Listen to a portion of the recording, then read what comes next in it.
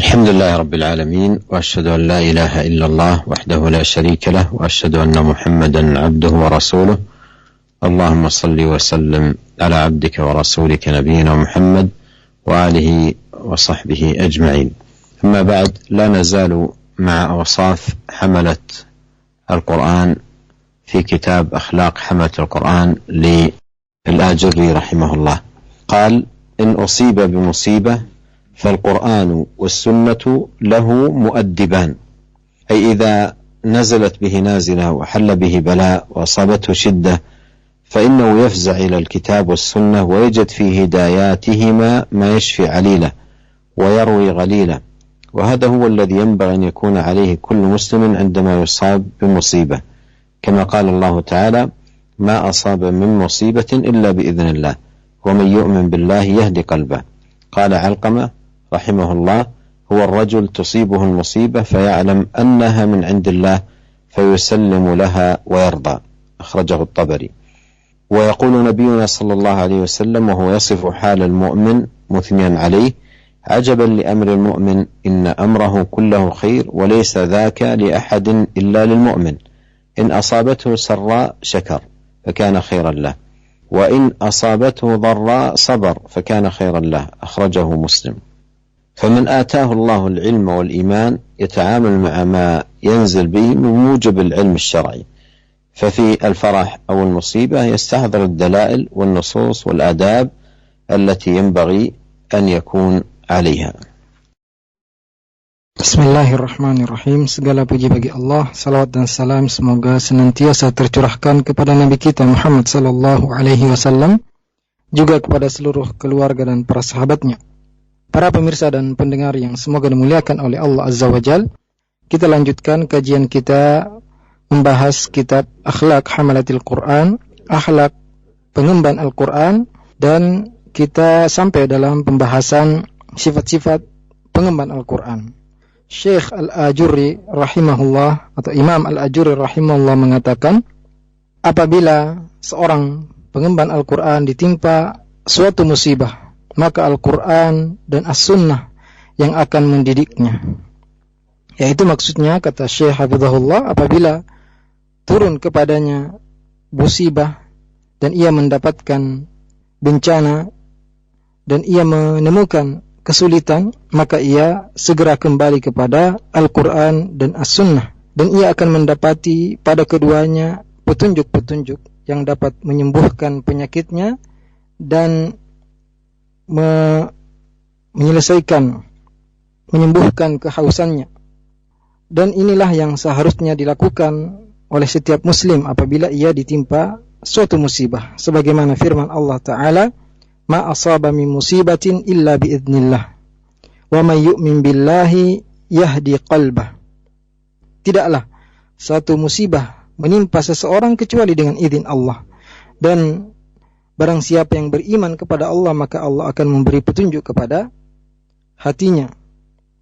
Berkata Al-Qamar rahimahullah: huwa ar-rajulu tusibuhul musibah faya'lamu annaha min indillah fayusallimu laha wa yarda. Maksud dari ayat tadi yaitu seorang yang ditimpa musibah dan ia mengetahui bahwasanya hal itu datangnya dari Allah, maka ia pun berserah diri dan ridha kepadanya.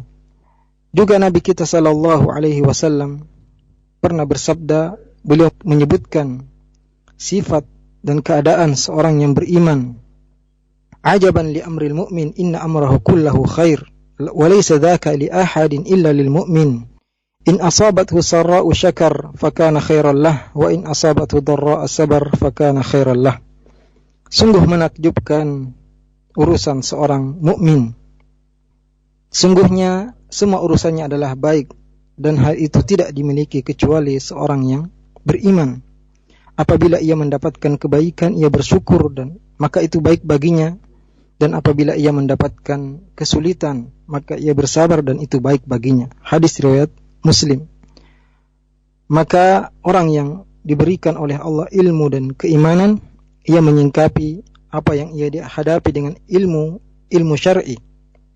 Ketika ia bahagia atau mendapatkan musibah, ia mengingat dalil-dalil dan nas-nas serta adab-adab yang seharusnya ia lakukan.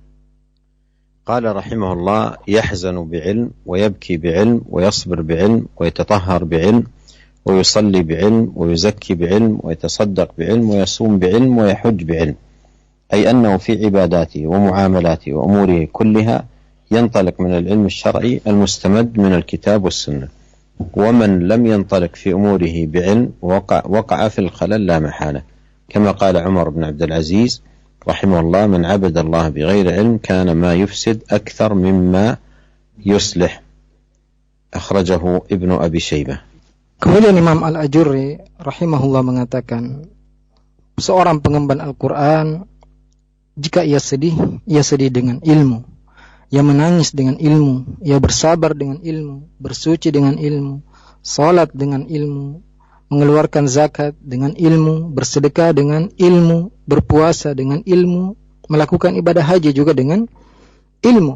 Ya, maksud perkataan beliau rahimahullah, seorang pengemban Al-Quran dalam ibadah-ibadahnya, dalam segala gerak-geriknya, dalam semua urusannya, semua dibangun di atas ilmu syar'i yang bersumber dari Al-Quran dan As-Sunnah. Dan barang siapa yang melakukan segala urusannya tanpa ilmu, maka ia akan terjatuh dalam kesalahan. Dan itu sesuatu yang pasti, sebagaimana perkataan Umar bin Abdul Aziz rahimahullah, man abadallaha bighairi ilmin kana ma yufsidu aktsara mimma yuslih. Barang siapa yang beribadah kepada Allah tanpa ilmu, maka ia akan membuat kerusakan lebih banyak daripada apa yang ia perbaiki. Qala rahimahullah: wa yujahid bi'ilm فلا يدخل الجهاد ويحمل رايته إلا بعلم، بخلاف من خاض في غمار الجهاد وحمل السلاح بدون علم بالشريعة وأصولها وقواعدها وضوابطها، فإن فساده وضرره سيكون كبيرا وخطيرا. ولينظر في هذا الباب ما قاله النبي صلى الله عليه وسلم في صفة الخوارج. قال النبي صلى الله عليه وسلم: سيخرج في آخر الزمان قوم أحداث الأسنان سفهاء الأحلام يقولون من خير قول البرية، يقرؤون القرآن لا يجاوز حناجرهم، يمرقون من الدين كما يمرق السهم من الرمية، فإذا لقيتموهم فاقتلوهم فإن في قتلهم أجرا لمن قتلهم عند الله يوم القيامة. أخرجه البخاري ومسلم. وقال في حديث آخر: إن من ضئب هذا قوما يقرؤون القرآن لا يجاوز حناجرهم يقتلون أهل الإسلام ويدعون أهل الأوثان، يمرقون من الإسلام كما يمرق السهم من الرمية، لئن أدركتم لأقتلنهم قتل عاد. أخرجه البخاري ومسلم. ولهذا فإن بعض هؤلاء يقتل الأطفال والنساء والشيوخ باسم الجهاد ويهدم البيوت، وتقع منه أمور شنيعة وأفعال جائرة وظلم وعدوان، وهو يعد ذلك نصرا وجهادا في سبيل الله، حتى إن بعضهم يقتل نفسه تحت مسمى الجهاد. ومن نظر في التاريخ وجد من هؤلاء من يتحين شهر رمضان المبارك الذي يأمن فيه الناس ويطمئنون ويقبلون فيه على العبادة وعلى الصلاة وعلى ذكر الله لإلحاق الضرر بالناس، مثل ما حصل من رأس الخوارج الأول عبد الرحمن بن ملجم حين قتل علي بن أبي طالب في 17 من رمضان وقت صلاة الصبح، فقتل أفضل من على الأرض في ذلك الوقت وهو علي بن أبي طالب في أشرف الأوقات، ومع هذا يعتبر نفسه مجاهدا في سبيل الله. والحاصل أنه يجب على المسلم أن يتعلم ما قاله النبي صلى الله عليه وسلم في هذا المقام، ويراعي الضوابط التي جاءت في هديه صلى الله عليه وسلم في باب الجهاد. Imam Al-Ajurri rahimahullah mengatakan, wa yujahidu bi'ilm, seorang pengemban Al-Quran berjihad dengan ilmu. Syekh mengatakan, seorang pengemban Al-Quran tidak masuk ke dalam medan jihad, tidak membawa bendera jihad kecuali dengan ilmu. Berbeda dengan orang yang masuk ke dalam medan jihad membawa senjata namun tanpa ilmu syariat, tanpa pondasi yang benar, tanpa kaidah-kaidah jihad yang benar, maka kerusakan yang ditimbulkan akan sangat besar. Perhatikanlah sabda Nabi sallallahu alaihi wasallam ketika menyebutkan tentang sifat orang-orang Khawarij. Nabi sallallahu alaihi wasallam mengatakan, sayakhruju fi akhiriz zaman qaumun ahdathul asnan sufahaul ahlam yaquluna min khairi qaulil bariyah yaqra'una al-Qur'an la yujawizu hanajirahum yamruquna min ad-din kama yamruqus sahmu min ar-ramiyah fa idza laqitumuhum faqtuluhum fa inna fi qatlihim ajran liman qatalahum 'indallahi yaumal qiyamah. Nabi sallallahu alaihi wasallam bersabda, akan keluar di akhir zaman nanti suatu kaum yang muda umur mereka, lemah akal mereka mengatakan perkataan sebaik-baik manusia, yaitu perkataan Nabi sallallahu alaihi wasallam. Mereka membaca Al-Quran namun tidak melampaui tenggorokan mereka, dan mereka keluar dari agama seperti keluarnya anak panah dari sasarannya. Maka apabila engkau menemukan mereka, maka bunuhlah mereka, karena sungguhnya orang yang membunuh mereka akan mendapatkan pahala di sisi Allah pada hari kiamat. Juga Nabi sallallahu alaihi wasallam dalam hadis yang lain bersabda, inna min dhi'di hadza qauman yaqra'una al-Qur'an la yujawizu hanajirahum yaqtuluna ahlal islam wa yad'una ahlal awthan yamruquna minal islam kama yamruqu as-sahmu minar ramiyah la in adraktuhum la aqtulannahum qatla'at. Dalam hadis lain Nabi sallallahu alaihi wasallam bersabda, sungguhnya dari keturunan orang ini ada satu kaum yang membaca Al-Quran namun tidak melampaui tenggorokan mereka. Mereka membunuh kaum muslimin dan meninggalkan orang-orang musyrik. Mereka keluar dari agama Islam sebagaimana keluarnya anak panah dari sasarannya. Seandainya aku mendapati mereka, sungguh aku akan membunuh mereka seperti dibunuhnya kaum 'Ad. Oleh karena itu sebagian dari mereka kelompok Khawarij, mereka membunuh anak-anak, membunuh para wanita, membunuh orang-orang tua dengan dalih jihad. Mereka menghancurkan rumah-rumah dan mereka melakukan perbuatan yang sangat keji, perbuatan yang melampaui batas, dan mereka menganggap bahwa itu adalah jihad di jalan Allah Subhanahu wa taala. Bahkan sebagian mereka membunuh diri mereka sendiri dengan mengatasnamakan jihad. Dan barang siapa yang membaca sejarah, ia akan mendapati bahwasanya sebagian mereka, yaitu orang-orang Khawarij, justru menunggu waktu bulan Ramadan yang penuh berkah, yang mana para manusia sedang tenang beribadah, berkonsentrasi, melakukan salat, berzikir kepada Allah Subhanahu wa taala, namun justru mereka mengganggu orang-orang tersebut. Seperti yang dilakukan oleh pemimpin Khawarij yang pertama, yaitu Abdurrahman bin Muljam, ketika ia membunuh sahabat Ali bin Abi Thalib radhiyallahu anhu pada hari 17 Ramadan di waktu salat fajar. Ia membunuh orang yang paling mulia di atas muka bumi ketika itu, yaitu sahabat Ali bin Abi Thalib, di waktu yang paling mulia, dan ia menganggap bahwasanya ia sedang berjihad di jalan Allah Subhanahu wa taala. Maka kesimpulannya, wajib bagi setiap muslim untuk mempelajari apa yang disabdakan oleh Nabi sallallahu alaihi wasallam dalam bab ini, dan memperhatikan kaidah yang telah dijelaskan dalam petunjuk Nabi sallallahu alaihi wasallam dalam bab jihad. ويكتسب بعلم وينفق بعلم لأن النبي صلى الله عليه وسلم قال لا تزول قدم عبد حتى يسأل عن أربع: عن عمره فيما أفناه، وعن علمه ما فعل فيه، وعن ماله من أين اكتسبه وفيما أنفقه، وعن جسمه فيما أبلاه. أخرجه الترمذي وصححه الألباني. Seorang pengemban Al-Quran mencari penghasilan dengan ilmu, juga mengeluarkan hartanya dengan ilmu. Karena Nabi sallallahu alaihi wasallam bersabda, la tazulu qadama 'abdin hatta yus'ala an arba. Tidak akan bergerak dua kaki seorang hamba pada hari kiamat nanti sampai ia ditanya tentang 4 perkara. An umrihi fima afnah, tentang umurnya untuk apa dia habiskan.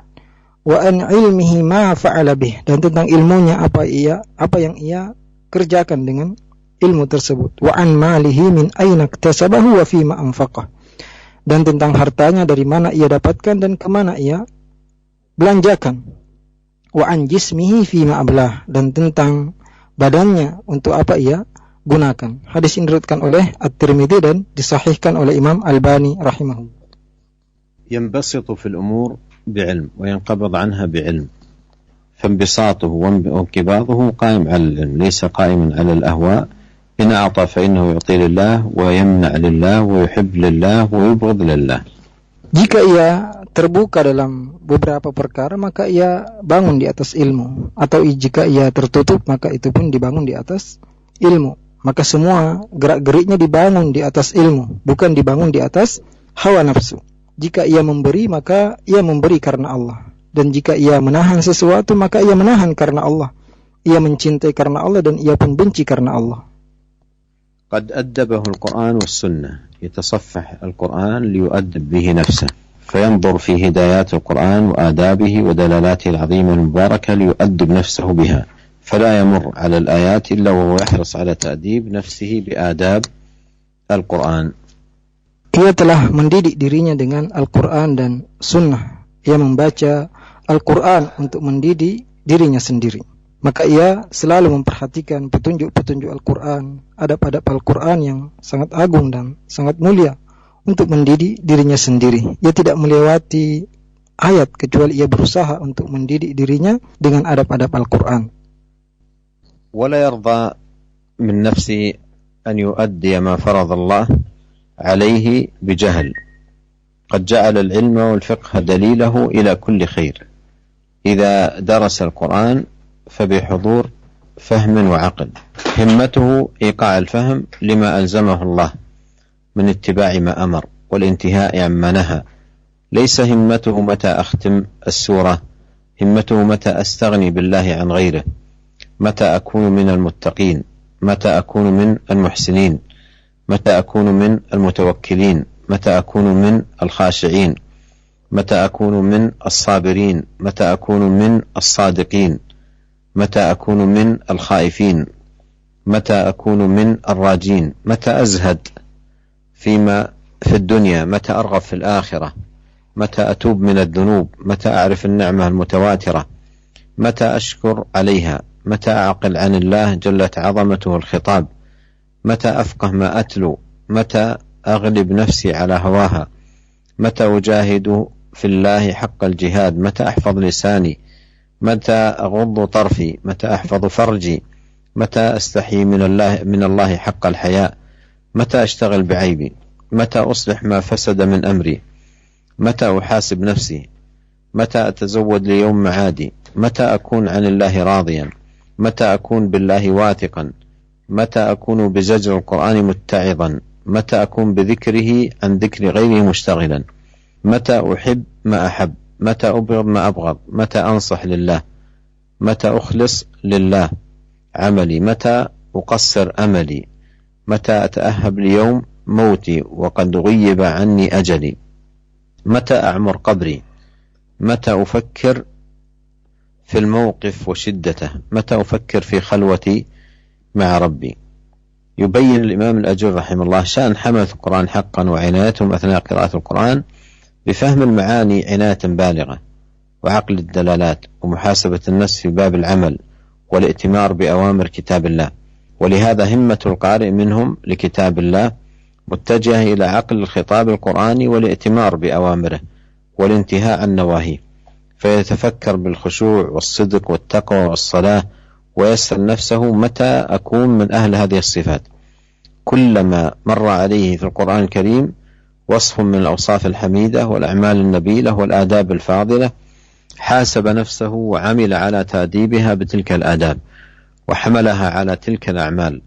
وإذا مرت عليه النواهي والزواجر في كتاب الله حاسب نفسه على مجانبتها والبعد عنها، ثم هو مع ذلك يذكر نفسه بالبعث والوقوف بين يدي الله والعقوبة التي أعدها الله لمن عصاه، وهمته الاستغناء بالله عن غيره، وأن يكون من المتقين المحسنين المتوكلين المطيعين الخاشعين، فلا تمر به المعاني العظيمة والأوصاف الجليلة التي في كتاب الله إلا ويقف راجيا متأملا أن يكون من أهلها. ثم ذكر أمثلة عظيمة جدا تدور على محاسبة النفس، يحاسب نفسه ويمر على هذه المعاني العظيمة الجليلة في كتاب الله ويقف معها وقفة محاسبة للنفس. متى أكون من أهل هذه الأوصاف، متى أتعظ وأعتبر وأقبل على الآخرة. Para pemirsa dan pendengar yang semoga dimuliakan oleh Allah Azza wa Jal, kemudian Imam Al-Ajurri rahimahullah mengatakan dia tidak ridha terhadap dirinya, tidak mencukupkan dirinya untuk mengerjakan apa yang Allah Subhanahu wa taala wajibkan dengan kebodohan. Namun ia selalu menjadikan ilmu sebagai petunjuk ia menuju segala kebaikan. Dan apabila ia mempelajari Al-Quran, ia berusaha memahami dan mengerti isinya. Yang menjadi pikiran dia yaitu bagaimana ia bisa memahami apa yang Allah Subhanahu wa ta'ala wajibkan kepadanya dari perintah-perintah yang Allah perintahkan dan menjauhi apa yang Allah Subhanahu wa ta'ala larang. Bukan pikiran dia ketika ia membaca Al-Quran, ia hanya memikirkan kapan aku bisa mengkhatamkan surat ini. Akan tapi yang menjadi keinginan dia, yang menjadi semangat dia, ia selalu mengatakan kapan aku bisa mencukupkan diriku dengan Allah Subhanahu wa ta'ala dari selainnya. Kapan aku bisa menjadi orang yang bertakwa? Kapan aku bisa menjadi orang yang baik? Kapan aku bisa menjadi orang yang benar-benar bertawakal? Kapan aku bisa menjadi orang yang khusyuk? Kapan aku bisa menjadi orang yang sabar? Kapan aku bisa menjadi orang yang jujur? Kapan aku bisa menjadi orang yang takut? Kapan aku bisa benar-benar menjadi orang yang berharap kepada Allah? Kapan aku menjadi orang yang zuhud terhadap dunia? Kapan aku bisa berharap kehidupan akhirat, hanya mengharap kehidupan akhirat? Kapan aku taubat dari dosa-dosaku? Kapan aku bisa mengingat nikmat-nikmat Allah yang sangat banyak? Kapan aku bisa mensyukuri nikmat-nikmat tersebut? Kapan aku bisa memahami apa yang Allah sampaikan? Kapan aku bisa memahami apa yang aku baca? Bagaimana aku bisa mengalahkan hawa nafsuku? Bagaimana cara aku berjihad dengan jihad yang benar? Bagaimana atau kapan aku bisa menjaga lisanku? Kapan aku bisa menundukkan pandanganku? Kapan aku bisa menjaga kemaluanku? Kapan aku malu kepada Allah dengan malu yang sebenarnya? Kapan aku menyibukkan diri dengan aibku? Kapan aku bisa memperbaiki yang rusak dari segala urusanku? Kapan aku bisa mengintrospeksi diriku? Kapan aku bisa mempersiapkan bekal untuk hari kembaliku? Kapan aku ridho kepada Allah? Kapan aku menjadi orang yang benar-benar yakin kepada Allah? Kapan aku bisa meninggalkan apa yang dilarang oleh Al-Quran? Kapan aku bisa menjadi orang yang benar-benar berzikir atau mencukupkan diriku dengan berzikir kepada Allah Subhanahu wa ta'ala? Kapan aku mencintai apa yang Allah cintai? Kapan aku bisa membenci apa yang Allah benci? Kapan aku bisa memberi nasihat karena Allah? Kapan aku bisa mengikhlaskan segala amalku hanya untuk Allah? Kapan aku bisa memendekkan angan-anganku? Kapan aku bisa mempersiapkan untuk kematianku padahal aku tidak mengetahui kapan ajalku? Bagaimana aku bisa memakmurkan kuburku? Dan kapan aku bisa memikirkan tentang padang mahsyar yang penuh kesulitan? Dan kapan aku bisa berkhalwat dengan Tuhanku? Berkata Imam Al-Ajurri rahimahullah tentang keadaan pengemban Al-Quran yang menjadi pengemban Al-Quran yang sebenarnya, yaitu mereka selalu memperhatikan ketika ia membaca Al-Quran, ia selalu berusaha memahami makna-makna yang ia baca.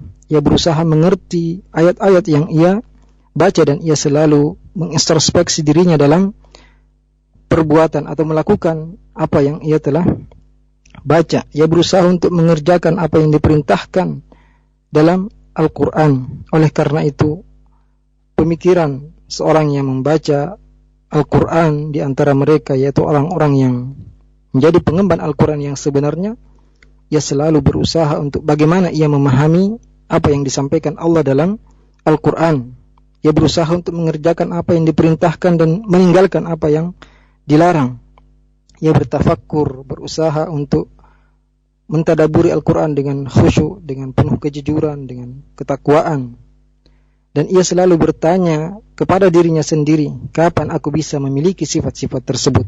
Setiap ia melewati satu sifat dalam Al-Quran dari sifat-sifat yang mulia, sifat-sifat yang agung, yang adab-adab yang indah, ia selalu mengintrospeksi dirinya. Ia selalu berusaha untuk mengamalkan adab-adab tersebut. Ia berusaha untuk mengerjakan amalan-amalan tersebut. Apabila ia melewati ayat-ayat larangan dalam Al-Quran, ia selalu memeriksa dirinya dan berusaha untuk menjauhi apa yang dilarang dalam Al-Quran. Kemudian ia juga selalu mengingatkan dirinya tentang hari kebangkitan, hari ketika berhadapan dengan Allah Azza wa Jal, tentang hukuman yang Allah siapkan bagi orang yang mendurhakainya. Ia selalu berusaha untuk mencukupkan dirinya dengan Allah Subhanahu wa ta'ala dari selainnya. Ia berusaha untuk menjadi orang yang bertakwa, orang yang baik, orang yang bertawakal, orang yang taat, dan orang yang khusyuk.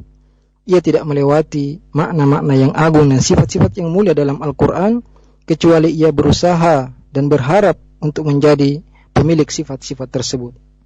Kemudian Imam Al-Ajurri rahimahullah menyebutkan permisalan-permisalan yang sangat agung yang berkaitan tentang muhasabatun nafs, tentang seorang bagaimana mengintrospeksi dirinya ketika ia melewati ayat-ayat yang menyebutkan sifat-sifat yang mulia. Ia berusaha untuk memeriksa dirinya, kapan ia bisa memiliki sifat-sifat tersebut, kapan ia benar-benar bisa mengambil pelajaran, kapan ia bisa berkonsentrasi untuk kehidupan akhirat.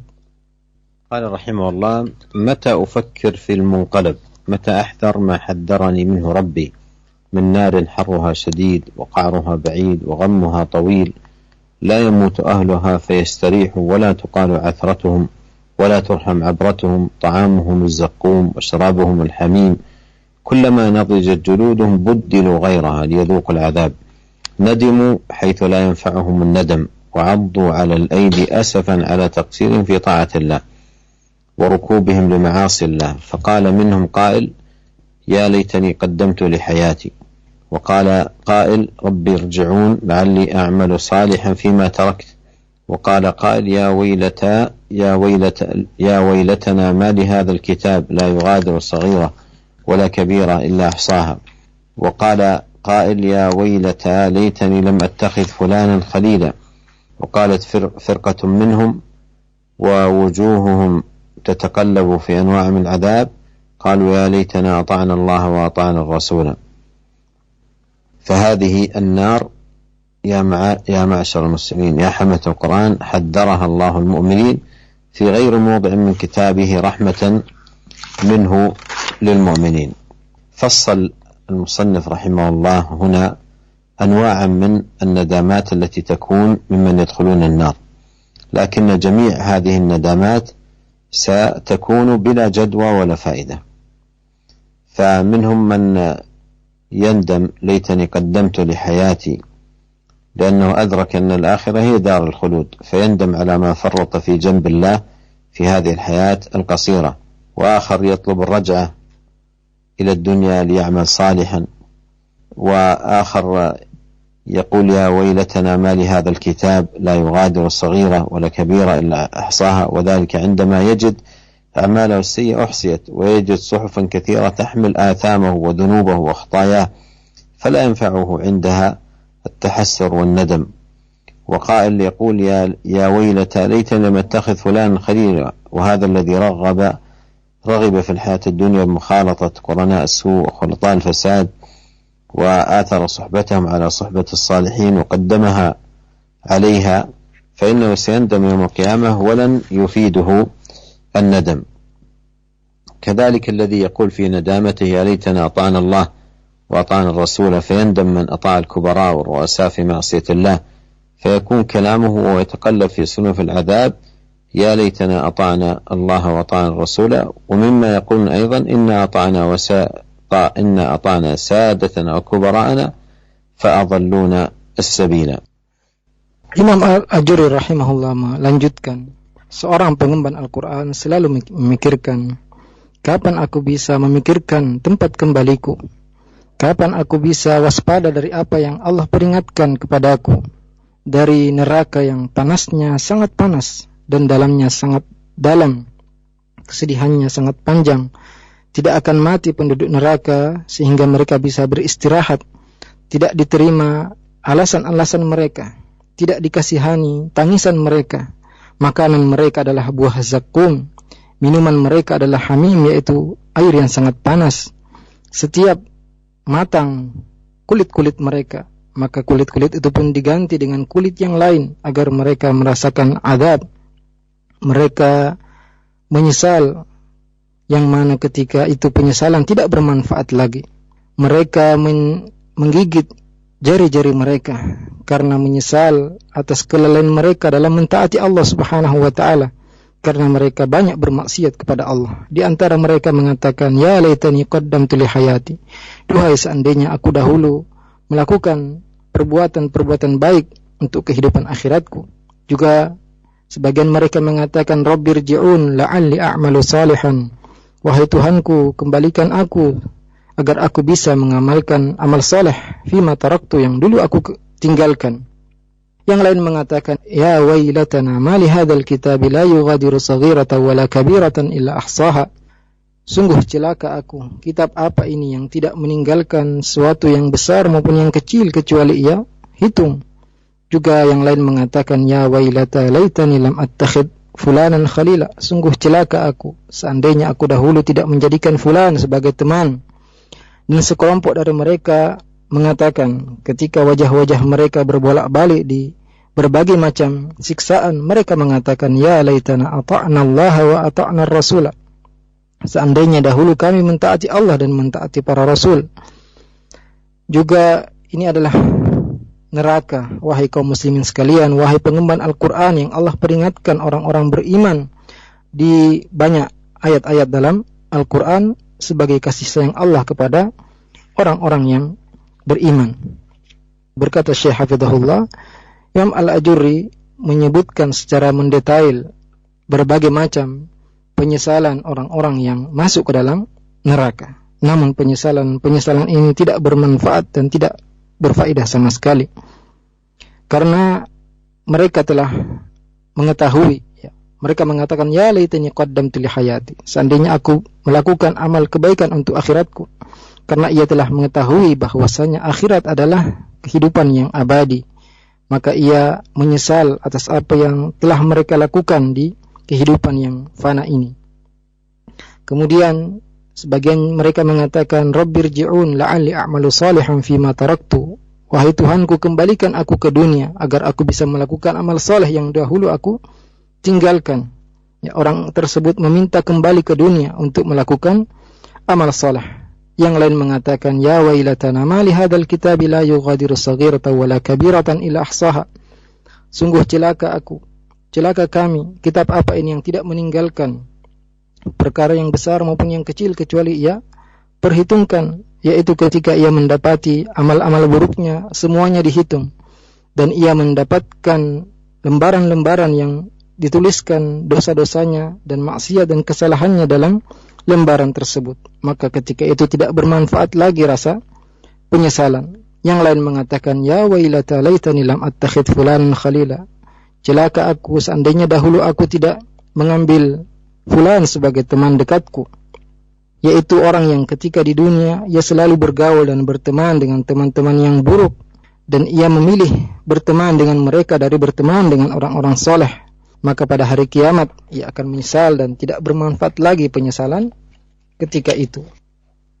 Juga sekelompok dari mereka mengatakan, ya laitana ata'na Allah wa ata'na Rasulah, seandainya kami dahulu mentaati Allah dan mentaati Rasulnya. Maka ia menyesal karena telah mentaati para pembesar, para pemimpin dalam maksiat kepada Allah Subhanahu wa taala. Maka ia mengatakan perkataan tersebut ketika ia berbolak-balik di berbagai macam siksaan. Ia mengatakan, ya laitana ata'na Allah wa ata'na Rasulah, seandainya kami dahulu mentaati Allah dan mentaati Rasulnya. Juga di antara perkataan mereka, inna ata'na sadatana wa kubara'ana fa'adalluna as-sabila, dahulu sungguhnya kami mentaati pemimpin-pemimpin kami dan pembesar-pembesar kami, dan mereka pun menyesatkan jalan kami. قال رحمه الله فقال الله عز وجل يا أيها الذين آمنوا قوا أنفسكم وأهليكم نارا وقودها الناس والحجارة عليها ملائكة غلاظ شداد لا يعصون الله ما أمرهم ويفعلون ما يؤمرون. فمن واجبات حملة القرآن أن يعملوا على تأديب أهلهم وأولادهم بآداب الكتاب والسنة، وأن يعملوا على نصحهم بما يقربهم من الجنة ويباعدهم عن عذاب النار، كما قال تعالى وأمر أهلك بالصلاة واصطبر عليها. وقال النبي صلى الله عليه وسلم كلكم راع وكلكم مسؤول عن رعيته، رواه البخاري ومسلم. Kemudian Imam Al-Ajur rahimahullah mengatakan, dan Allah Azza wa Jalla berfirman, ya ayyuhalladzina amanu qu anfusakum wa ahlikum nara wa quduha an-nas wal hijarah 'alaiha malaikatun ghiladun shidad la ya'sunallaha ma amarahum wa yaf'aluna ma yu'marun. Allah Azza wa Jalla berfirman, wahai orang-orang yang beriman, jagalah diri kalian dan keluarga kalian dari api neraka yang bahan bakarnya manusia dan bebatuan, yang dijaga oleh para malaikat yang keras dan kasar, yang mereka tidak mendurhakai Allah atas apa yang diperintahkan kepada mereka, dan mereka selalu mengerjakan apa yang diperintahkan. Maka di antara kewajiban para pengemban Al-Quran yaitu selalu mengamalkan isi Al-Quran tersebut dan mendidik keluarga mereka dan anak-anak mereka dengan adab-adab kitab dan sunnah, dan mereka selalu berusaha untuk menasihati mereka untuk melakukan hal-hal yang mendekatkan mereka kepada surga dan menjauhkan mereka dari adab neraka. Sebagaimana firman Allah, wa'mur ahlaka bis salati wastabir 'alaiha, dan perintahkanlah keluargamu untuk melakukan salat dan sabarlah untuk melakukan hal tersebut. Juga sabda Nabi sallallahu alaihi wasallam, kullukum ra'in wa kullukum mas'ulun an ra'iyati. Setiap kalian adalah pemimpin dan setiap kalian akan ditanya tentang kepemimpinannya. وقال الله عز وجل واتقوا النار التي أعدت للكافرين أي اجعلوا بينكم وبين النار وقاية بفعل الطاعات واجتناب المعاصي والخطيئات. Juga firman Allah, wattaqun nar allati u'iddat lil kafirin, dan takutlah kepada neraka yang disiapkan untuk orang-orang kafir. Yaitu artinya jadikanlah antara kalian dan antara neraka pelindung, yaitu dengan melaksanakan ketaatan dan menjauhi kesalahan dan maksiat. قال عز وجل يا أيها الذين آمنوا اتقوا الله ولتنظر نفس ما قدمت لغد واتقوا الله إن الله خبير بما تعملون. وهذه الآية أصل في محاسبة النفس وألا يمضي المرء في حياته غافلا. والمقصود بالغد في قوله تعالى ما قدمت لغد اليوم الآخر، فيجب على المؤمن أن يحاسب نفسه وينظر ماذا قدم لهذا الموقف العظيم. Juga Allah Azza wa Jalla berfirman, ya ayyuhalladzina amanu taqullaha wal tanzur nafsum ma qaddamat lighad wattaqullaha innallaha khabirun bima ta'malun. Wahai orang-orang yang beriman, bertakwalah kepada Allah dan hendaklah setiap jiwa melihat apa yang ia persiapkan untuk hari esok, yaitu hari akhirat, dan bertakwalah kepada Allah, sungguhnya Allah Maha mengetahui apa yang kalian kerjakan. Ayat ini adalah perintah kepada kita untuk mengintrospeksi diri, dan agar jangan sampai kita melewati kehidupan ini dengan penuh kelalaian. Dan maksud dari hari esok dalam firman Allah, ma qaddamat lighad, apa yang ia persiapkan untuk hari esok, yaitu yaumul akhir, hari akhir. Maka wajib bagi setiap mukmin untuk selalu mengintrospeksi dirinya dan melihat apa yang ia telah persiapkan untuk pertemuan dengan Allah. ثم حذر المؤمنين أن يغفلوا عما فرض عليهم وما عهده إليهم وألا يضيعوه وأن يحافظوا ما استرعاهم من حدوده وألا يكونوا كغيرهم ممن فسق عن أمر ربه فعذبه بأنواع العذاب. فقال عز وجل ولا تكونوا كالذين نسوا الله فأنساهم أنفسهم أولئك هم الفاسقون. أي المراد بالفسق هو الخروج عن طاعة الله سبحانه وتعالى. والمراد بقول المصنف وما عهد إليهم أي ما عهد إليهم من القيام بالطاعات التي شرعها لهم. Kemudian Allah Azza wa Jalla memperingatkan orang-orang beriman jangan sampai mereka lalai dari apa yang Allah wajibkan atas mereka dan apa yang Allah perintahkan kepada mereka, dan jangan sampai mereka menyanyiakan perintah tersebut, dan hendaklah selalu mereka menjaga batasan-batasan yang Allah tetapkan, dan jangan sampai mereka menjadi orang yang fasik yang meninggalkan perintah Allah sehingga Allah mengadabnya dengan berbagai macam siksaan. Allah Azza wa Jalla berfirman, "Wala takunu kalladzina nasullaha fa ansahum anfusahum ulaika humul fasiqun." Dan janganlah kalian menjadi seperti orang-orang yang melupakan Allah, maka Allah pun membuat mereka lupa kepada diri mereka sendiri. Mereka itulah orang-orang yang fasik. Dan arti fasik atau fisq yaitu keluar dari ketaatan Allah. Dan maksud penulis kitab ini wa ma'ahidahu ilaihim, dan apa yang Allah perintahkan kepada mereka, yaitu apa yang Allah perintahkan mereka dari ketaatan yang Allah syariatkan untuk mereka. قال رحمه الله ثم أعلم المؤمنين أنه لا يستوي أصحاب النار وأصحاب الجنة أصحاب الجنة هم الفائزون وهذا هو الفوز الحقيقي الذي من ظفر به فقد فاز حقا وصدقا كما قال تعالى ومن يطع الله ورسوله ويخشى الله ويتقه فأولئك هم الفائزون وقال تعالى فمن زحزح عن النار وادخل الجنة فقد فاز وما الحياة الدنيا إلا متاع الغرور فقارئ القرآن وحامله عندما يسمع بالفوز يفكر في هذا الفوز العظيم ويرجو أن يكون من أهله ويجتهد للظفر به ونكتفي بهذا القدر ونسأل الله عز وجل أن يوفقنا أجمعين لكل خير وإلى لقاء آخر بإذن الله سبحانه وتعالى استودعكم الله السلام عليكم ورحمة الله وبركاته. Kemudian Allah Azza wa Jalla memperingatkan orang-orang yang beriman dengan firman-Nya, annahu la yastawi ashabun nari wa ashabul jannah humul faizun. Tidaklah sama penduduk neraka dengan penduduk surga. Penduduk surga mereka itulah orang-orang yang sukses dan orang-orang yang menang. Ya, berkata Syekh Hafizahullah, ini adalah kemenangan yang hakiki, kemenangan yang sebenarnya, yaitu barang siapa yang mendapatkannya maka sungguh ia telah benar-benar sukses dan benar-benar menang. Sebagaimana firman Allah Ta'ala, wa may yuti'illaha wa rasulahu wa yakhshallaha wa yattaqi fa ulaika humul faizun. Dan barang siapa yang mentaati Allah dan Rasulnya, takut kepadanya dan bertakwa kepadanya, maka mereka itulah orang-orang yang sukses dan orang-orang yang menang. Juga firman Allah, faman zuhziha 'anil nar wa udkhilal jannata faqad faz wa mal hayatud dunya illa mata'ul ghurur. Dan barang siapa yang dijauhkan dari neraka dan dimasukkan ke dalam surga, maka ia telah sukses dan ia telah menang. Wa mal hayatud dunya illa mata'ul ghurur. Dan tidaklah kehidupan dunia kecuali kenikmatan yang menipu. Maka orang yang membaca Al-Qur'an, pengemban Al-Quran yang sebenarnya, ketika ia mendengarkan tentang kesuksesan, tentang kemenangan, ia memikirkan bagaimana ia bisa mendapatkan kemenangan tersebut.